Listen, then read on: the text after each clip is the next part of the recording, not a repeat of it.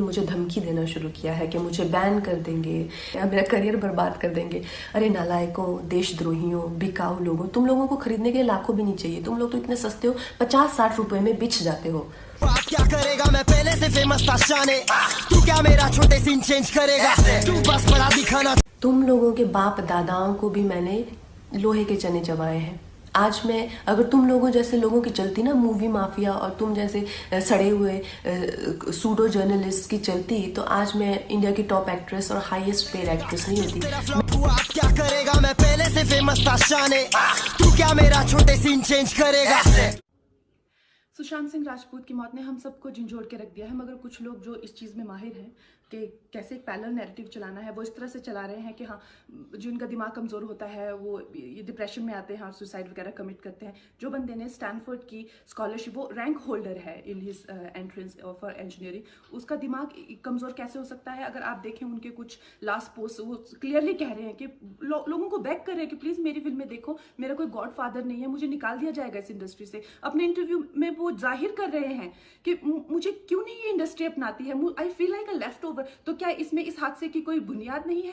किस तरह से अगर किसी और स्टार किड ने इस तरह से 6-7 के साल के स्पैन में काय पोचे जैसे उनको कोई डेब्यू की कोई एक्नॉलेजमेंट, कोई अवार्ड नहीं मिला, या केदारनाथ या धोनी या छिछोरे जैसी फिल्म, एक गली बॉय जैसी एक वाहियात फिल्म को सारे अवार्ड मिलते हैं। Chhichhore is the best film and the best director, उनकी फिल्म को कोई एक्नॉलेजमेंट नहीं। हमें आपसे कुछ नहीं चाहिए, हमें आपकी फिल्में नहीं चाहिए, लेकिन जो हम खुद करते हैं आप हमारे एक्नॉलेजमेंट क्यों नहीं हमें देते हैं? मुझे इनकी फिल्में, मैं जो खुद फिल्में डायरेक्ट करती हूँ, उनको सुपरहिट फिल्मों को ये फ्लॉप घोषित करते हैं। मुझ पे 6 केसेस क्यों डाले गए, क्यों मुझे जेल में डालने की कोशिश की गई? और मुझे इनके जो चमचे जर्नलिस्ट हैं, वो सुशांत जैसे लोगों पे जो ब्लाइंड आइटम्स लिखते हैं कि वो साइकोटिक है, न्यूरोटिक है, एडिक्ट है। संजय दत्त की एडिक्शन तो आपको बहुत क्यूट लगती है।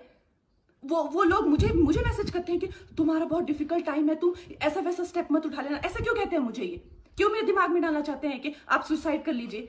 तो ये सुसाइड थी कि ये प्लान मर्डर था? लेकिन सुशांत की गलती यही है कि वो उनकी बात मान गया। उन्होंने कहा तुम वर्थलेस हो, वो मान गया। उसने he didn't remember what his mother told him. उन्होंने कहा कि तुम्हारा कुछ नहीं होगा, वो मान गया। वो चाहते ही ये है कि वो इतिहास लिखे और ये लिखे कि सुशांत कमजोर दिमाग का था। वो ये नहीं बताएंगे कि क्या सच्चाई क्या है। तो हमें ये डिसाइड करना है कि who will write the history, we will decide that.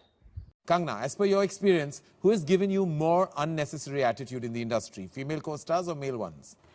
I think you, Karan. Me? Yeah. So how do you gender that? I would be a man for most parts.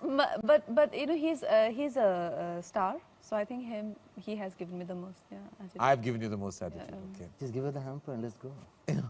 Okay. My apologies if I have. It was never intentional. Let me just apologize. I love you. आपको prime minister बना दिया जाए film industry का, तो बाकी जो stars हैं वो कौन से लोग हैं जिनको आप ये मंत्रालय देना चाहेंगी?